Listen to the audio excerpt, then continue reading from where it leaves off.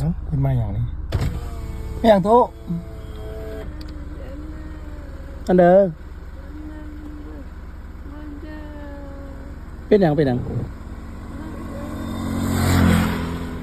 ไปตู้ชิไปใส่เพิ่นเว้า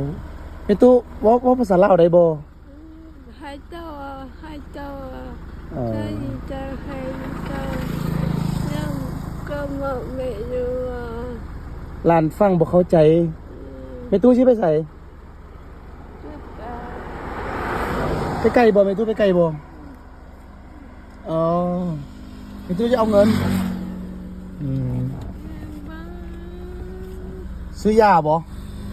เอาไปซื้อยาบ่ได้ถือเงินสดทุกคนเลยเฮ็ดจังได๋บัดนี้หลานบ่มีเงินหลายบ่ได้ถือเงินสดหลายหลานมีเฮานี่เอาให้มีตู้หมดเลยเอาไปซื้อบ้านซื้อยาเด้อมีตู้เด้อเอานี่ครับให้มีตู้หมดเลยเด้อโดยเพิ่นคือสิให้พร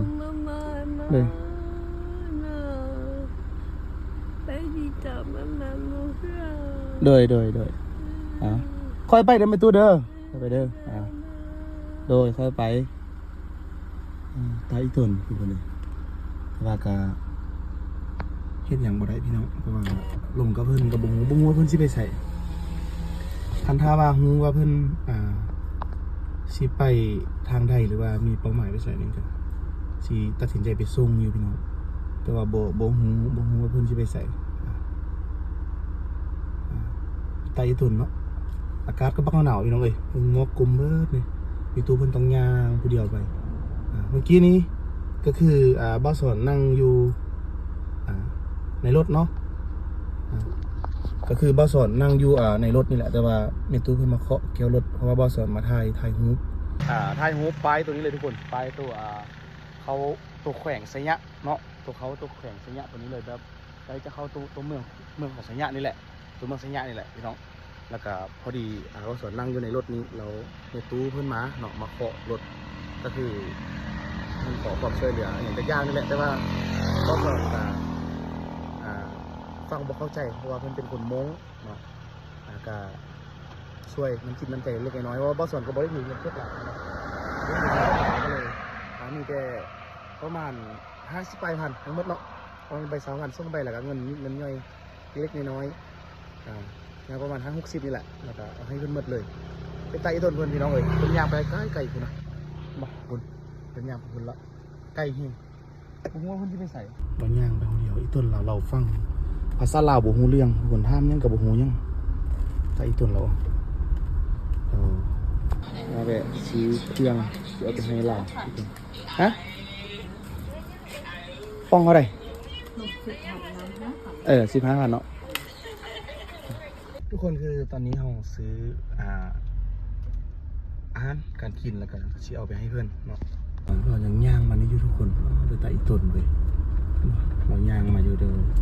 สิไปโค้งรถเราสิมาจอดทางหน้าเราเพราะว่าบอซ้อนก็จิกลับไปทางปากลายน้องเนี่ยแต่อีต้นเราไอ้ตัวคือเขาบอกร้านคือเขาเอาบอกร้านบ่ได้มีอย่างเดียวเดี๋ยวร้านลงรถก่อนเขาแคมไหมเขาแคมยันรถต่ำมาพี่ยันรถต่ำบ่ต้องย่างนอกทางเด้อมาพี่ยันรถต่ำมาพี่มาตู้เขาพี่อันนี้มีเขามีน้ำมีสาลีแล้วก็มีเครื่องในไก่นมเด้อมาตู้กินเขาเด้อเด้อ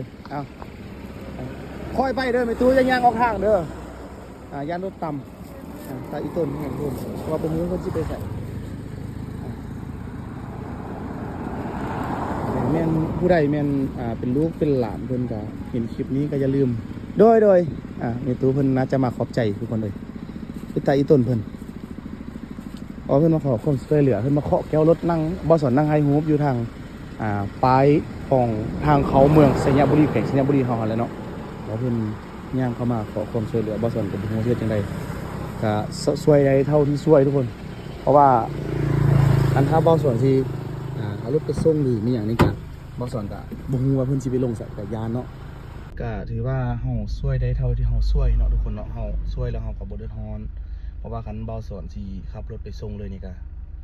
เพราะว่าฟังภาษาก็บ่รู้เรื่องอันหนึงมาอันสองมาก็ย้านว่าสิเกิดอันตรายย้านเพิ่นตกใจย้านหยังเนี่ยทุกคนเพิ่นย่างเซเลย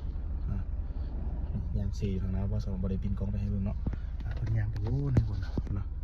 ก็อีต้นเพิ่นทุกคนแต่ว่าเฮ็ดหยังบ่ได้เนาะเฮาก็ช่วยสุดความสามารถแบ่งปันน้ำใจซ้ำที่เฮาให้สามารถให้ได้ก็ทุกคนช่วยกดไลค์กดแชร์คลิปนี้ให้พี่ให้น้องให้ลูกให้หลานเพิ่นได้เห็นให้เพิ่นบางเทื่อเพิ่นอาจจะ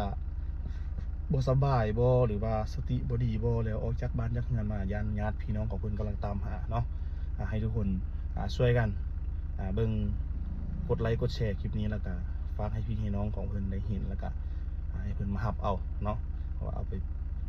ปิ่นไปพัวหรือว่าเอาไปรักษาย่านเพิ่นบ่สบายหรือว่ามีปัญหาทางสติมีอย่างต่างๆอะไรทุกคนเนาะเอาขอบใจทุกคนเด้ออย่าว่ากันเด้อคลิปนี้อย่าดราม่า